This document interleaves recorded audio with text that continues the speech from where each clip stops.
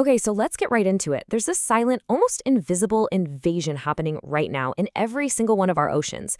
It's a massive threat we can't even see with our own eyes. But believe me, its effects are, well, they're absolutely devastating. So let me ask you this. What does a little crab from Europe have in common with a jellyfish from America? I mean, they're thousands of miles apart from totally different ecosystems. But the answer, it's as fascinating as it is, frankly, alarming. Turns out they're both unintentional stowaways. You see, they're traveling the globe hidden in the ballast water of giant cargo ships. These massive vessels have to suck up tons of water in one port just to stay stable, and then they dump it all out in another port halfway across the world. And in doing that, they're basically teleporting entire ecosystems from one place to another. And the sheer scale of this it's just mind-boggling. We're talking about over 7,000 different species on the move in ballast water every single day.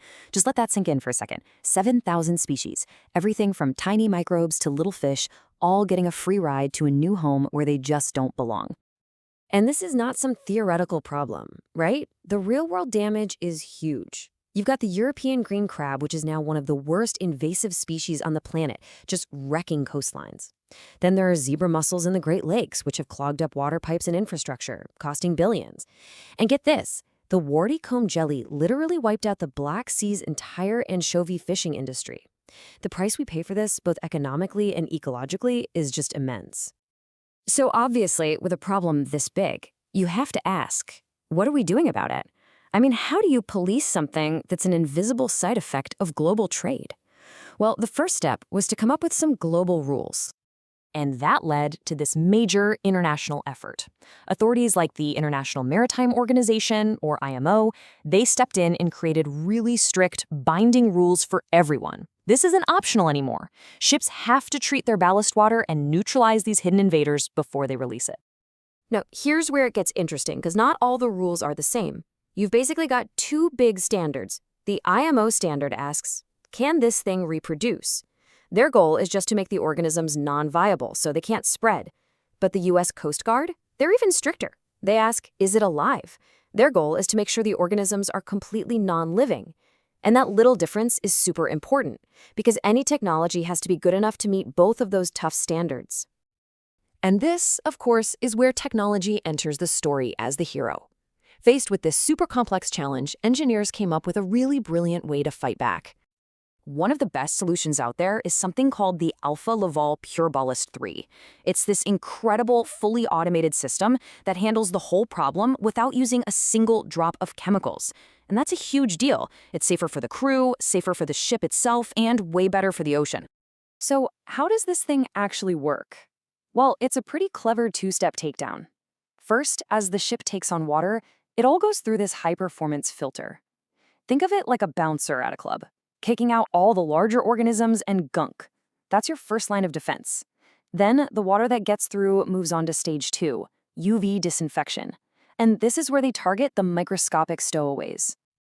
The real magic here is the UV disinfection.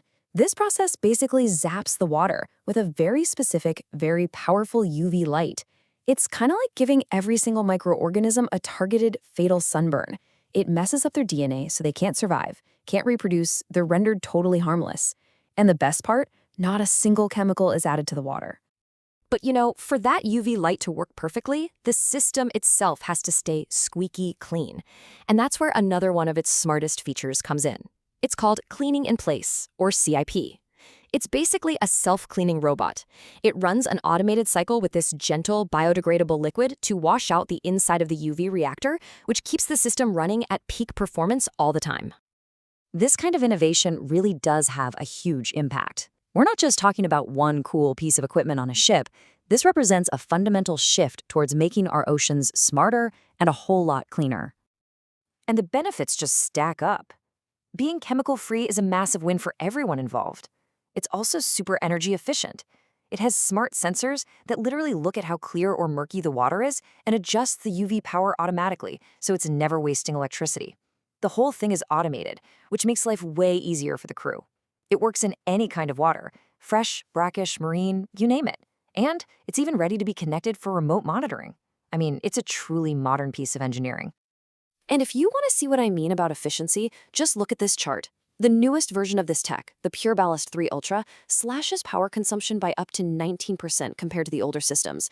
And trust me, in the shipping world where every bit of fuel and energy costs a fortune, a 19% improvement is a game changer. When you boil it all down, this technology is like a silent guardian. It's humming away in the background on thousands of ships, making absolutely sure that what's traveling our seas is cargo, not chaos.